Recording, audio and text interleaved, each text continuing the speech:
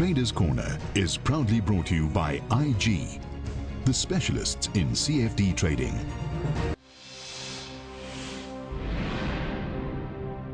Welcome to Traders Corner, and as always I'm joined by Garth McKenzie, founder and editor of Traders Corner. Garth, nice to have you in studio. Rough week, it certainly was when we spoke last week, and it was just as volatile in the days after that. And I know you want to start by looking at the Top 40 index. Yeah, certainly was a very rough week last week. I think probably the roughest actually that I've experienced in the 5 years that we've been doing Traders Corner, and mainly because I've been a bit wrong-footed in this whole correction. But anyway, let's talk about it. It certainly does look as if things have stabilized in our market, and we do seem to have held support. If you have a look at the top 40 graph on the screen at the moment, what you can see, this graph goes all the way back to 2008 and back into the lows that we saw at the start of this bull market in 2009. And that uptrend that I've put onto the chart there, you can see, basically joins all the lows that we've seen over the last 5 years. And the low point that we saw in the last week was just underneath 41,000 on the top 40 index. And it held that, and we've actually reversed very nicely up off of that level. What I want to do now is actually zoom in a little bit on that recent trading action that we saw last week, just to illustrate this a little bit more clearly. I mean, that's a bigger picture, bird's eye view of things as it stands now. But if we actually zoom in and we have a look here, there were some very interesting things that happened last week. And there were certainly a number of signs of capitulation that we typically see at a short-term market bottom. So if you take a look here, that really looks at the last 3 months worth of trade, and it's a candlestick chart that I'm showing here of the top 40 index. And a couple of things stand out. First of all, we got a reversal last week, Thursday. That's where the market traded all the way down just under 41,000, but then it saw fit to actually rally into the close, and we closed in the upper half of that day's trading range, which was a bullish sign. That was a reversal that we saw on Thursday last week. It also came about on very high volume. You can see that volume spike that we saw on Wednesday and Thursday of last week. It's the highest volume that we've seen in the last number of months, other than the futures closeout in September, which you can see demarcated by that big volume day there. But, you know, futures closeout days you could almost ignore, in the sense that that's sort of artificial volume in a way. So to see a volume spike like we saw last week, Wednesday and Thursday, is one of the hallmarks of capitulation. You have this very, very aggressive selling pressure on the one hand, but clearly also some fairly aggressive buying on the other hand. So that volume spike was interesting. We also saw positive divergence on the RSI, the Relative Strength Index. And what that is where you can see that the index price itself is actually making lower lows, yet your RSI is making higher lows. And that is very often an early indication that you're likely to see a short-term change in trend. It indicates to you that the momentum of the downward move is actually starting to wane to some extent. And that very often preempts a change in trend. And that certainly is what we've seen now. You can see that the downtrend that began on the 19th of September and lasted 3 weeks or so, that's actually been broken to the upside now. And it does look as if the market's begun to stabilize, and we after this capitulation that we saw last week, we do appear to be bouncing now. So would you say that, if not necessarily for the long term, but a bottom has been set, maybe short term, who knows what's going to happen in the next couple of months? Yeah. But for now, would you say the bottom's in place? I think so. I think given all of the stuff that I've spoken about last week, the capitulation and so on, I think it's highly unlikely that we'll go and revisit those lows again anytime soon. But having said that, you know, we do also need to be cognizant of the fact that now we've got a hell of a lot of overhead resistance. If you look up here in the sort of 45,000 area on the top 40, that's now going to be big overhead resistance when we rally up to that area. So we'll need to see what happens if and when we get there. Which I suppose poses a bit of a challenge to you, because you've gone long of the top 40, and that is part of the structure, or a post-option structure trade that you entered into, which of course must have felt like a millstone around your neck last week. How is the option structure working out? Because it's been tough. It's been very tough, and certainly last week we were staring down the abyss with this thing. I was very worried about it, but you know, luckily we've staged that reversal that I spoke about. It does look like things are okay for us at the moment. If we quickly have a look at it now, this is the payoff profile of this put spread option structure that I put on some time back, and we've discussed it ad nauseum on this show. But it's obviously very relevant right now, given where the market's trading. Effectively, the structure costs us nothing above 45,000. Below 45,000, it makes money. It makes its maximum profit at 43,350, and then that profit begins to dwindle away. Now, last week, we actually went into that red danger zone briefly. But now, in my wisdom or not, a few weeks back, I went and I actually bought one Top 40 futures contract against this option structure. Knowing we've got 2 put options which protect us on the downside, and I went long of one Top 40 futures contract. And the thing is that the more the market fell, in other words, to the left-hand side of this chart, the more we stood to potentially lose. And it was very scary. However, having said that, and given the reversal that I've spoken about now on the show, things are looking better. Where do we stand currently? Well, today the futures have been trading at about 43,200. So that's where that orange dotted line is. And what that means is that our options structure is actually making a theoretical mark-to-market profit of 30,000 Rand now, but we're still 20,000 Rand underwater on that one Top 40 futures contract. So the net is that we're actually up 10,000 Rand on the whole thing. Now, I know the immediate question that people are going to think is, well, why can't we just bank the profit on these options? Right now, we've got 30,000 Rand waiting there. It's not as simple as that. Because volatility skews shift and there's time value of money and all sorts of things involved in options pricing, it's not as easy to just trade out of this thing right now and make our 30,000 Rand. In fact, if I was to close it out right now, we'd still lose money on the options. So this is a payoff as it would look at closeout in December. So the idea being that I've got to basically hang on to this thing for the time being. I'm going to look to run it out to December. What am I going to do with that long futures because position, that is though? something that you can that's exit, can't you? correct. This white dotted line, which indicates the payoff of the futures contract that I'm long of, that I can exit any time. So I think the higher that our market rallies, or the closer to 45,000 we go, I'm going to look to exit that futures contract. And presumably you will still take some sort of loss on the chin there. I'll probably take a loss on it, but it's not going to be as big as what it is currently, hopefully. Or certainly won't be as big as what it was last week.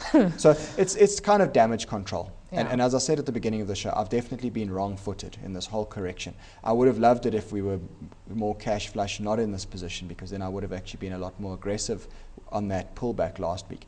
But as I said on last week's show, it was all about playing defense for me right now and trying to limit the damage. So as a result of that, I haven't done any new trades in the last week because of the fact that I really just didn't have the capacity to take on extra risk while I was managing this thing. Well, how much is, okay, before we get to maybe look at the extent of the exposure that you had to the market, I mean, what is the lesson that you would take out of this option structure? And because if nothing else, it's been educational. Yeah. So you've survived the week, you have all your limbs, and what have you learned from this that you possibly wouldn't do again? Well, I think the big lesson here was that this long Top 40 futures contract that I put on, I did it without a stop loss because I thought our option structure was sufficient to protect us. I didn't envisage the market falling 13% in 3 weeks, which is what it did. And I guess you've got to take into consideration that anything can happen in the market. And I should have, in retrospect, I should have had a stop loss with that futures trade. I should not have just left it open-ended with the options pay off in the background, thinking that they were going to offset each other nicely, because there was that heavy risk off to the left-hand side of this graph. So I think that's the lesson.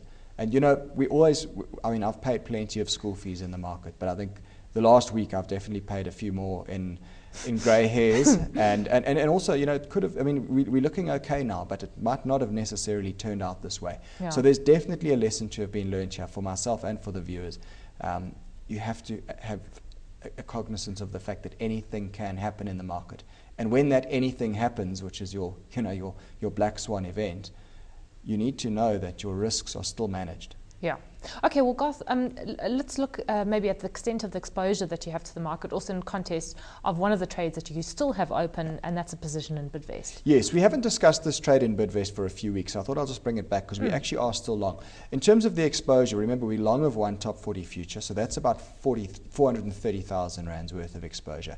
And then this Bidvest trade is, I think, around about 140,000 Rand. So in total, we've got about 570,000 Rand worth of long exposure to the market. And that was also part of the reason why I didn't want to go and take any additional exposure this week, because I felt that we've already got enough of a long exposure as things stand right now. So the Bidvest trade we did about a month ago, and what I'd identified here was that the stock was trading up and down inside a trading range between around about 280 and 300 Rand. Now, we saw the share price breaking down below the bottom of that range and then reversing sharply back up into the range in late September. And that was when I went along and I bought 500 CFDs at 280 Rand for our portfolio, with a stop loss just underneath 275.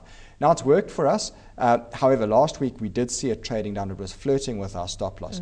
I didn't execute that stop loss because the share price never actually closed below our stop loss level. And also, we did receive a dividend on Bidvest about 2 weeks back, which adds to our profit. So from that point of view, I kind of gave it a little bit of flexibility. It's looking fine now. We're back up. We've been trading north of 290 Rand today. I still think there's potential that it goes back to 300 Rand, where I'll then look to bank a profit on this trade. And what I like here is that, notwithstanding the carnage that we saw in the market last week, this share price has actually held up very well. And that's the key. You actually want to look at stocks that trade strong on a relative basis, because those are usually the ones that do best when the market recovers. Yeah. Maybe we'll have a minute or two to talk about volatility, especially over the last a week or so. But I know you also want to look at the S&P 500. So while you're seeing the short-term bottom, a lot of damage still has been done longer term, hasn't it? Yes, that's right, and it's quite prevalent on the S&P 500 here. And I just want to show you, now this goes back to 2011, and what you can see, there's a very well-defined upward trend that has marked this rally for the last, 2 or 3 years in our market. But you can see that trend has actually been broken to the downside. And also, if I put in an even tighter trend line, that dotted line, that one has also been broken. So the idea, or what I'm really saying, is that we've actually broken this long-term uptrend on the S&P 500, which is a bit of a concern. Yes, we've seen all the signs of capitulation and a short-term bottom, and we're starting to recover some of that now. But I think that we need to see very carefully what happens when this S&P 500 gets back up to about 1950. That sort of area, because if we fail now at the underside of those previous uptrends, that could actually be quite a negative thing. And things have changed. I think we've got to accept that. Two of the main things that have driven this market rally for the last 5 years: US quantitative easing and very low interest rates. Now, both of those things are set to come to an end. And I think that's a significant change. And I think we need to be cognizant of that, and perhaps that's what these markets are now telling us with this technical damage that we're seeing. Although, I mean, a lot of people saying now the odds of an interest rate hike have been pushed way out, so to December next year, even further than that. So, which is some of the damage inflicted by last week's massive trades that took place in US Treasury markets, and also the China story, and that's interesting. Our market reaction today on the back of that. Garth, just volatility. We've been talking about how unbelievable it was in the last week, but before we went on air, I was thinking, well, what was it like during the 2008-2009 financial crisis? Then we were moving roughly 1,000 points a day easily. Yes, well, that's right. I mean, we've seen ranges of over 1,000 points quite frequently over the last couple of weeks. But what we mustn't forget, if you go back to 2008, yes, the market then was swinging by 1,000 points in a day, but the index level at that stage was only 18,000. Now we're talking about an index level of 43,000. So, if we were to do the same type of daily movement, daily ranges as we did back in 2008, if we were to do that now, we'd probably have to see swings of 2,500, maybe 3,000 points in a day. So, yes, the volatility we've seen in the last few weeks has been quite extreme, but it's nothing like what we saw in 2008 on a relative basis. Yeah. All right. So what does the portfolio look like, given that it was a bit of an easier couple of days? Yeah, we've recovered quite nicely over the past week. So we actually north of 350,000 Rand a gain on our portfolio. There you can see our option structure and the top 40 long position that I've got against it. Our Bidvest, we're up nicely there, plus we earned a dividend some time back. So 350,000 Rand, we're up 40% for the year to date, which is looking a lot better than it was last week. I'm happy with the positions that we've got in the market right now, but I'm growing a bit cautious looking further out. But I think for the time being, we've got a short-term low in and we're probably going to stage a little bit more of a bounce from here still. Let's hope so. Garth, very quickly to end off with, the next course dates. I'm doing an Understanding CFDs course this week, Thursday evening, the 23rd of October, and then on the 15th of November, my high probability trading course, both of these in Johannesburg. These will be the last courses that I run for this year. So anybody wanting to attend, please email me, garth@traderscorner.co.za, and I'll send you the details. Okay, great. Garth, we leave it there as always. Thanks very much for joining us on the show. That is Garth McKenzie, founder and editor of Traders Corner.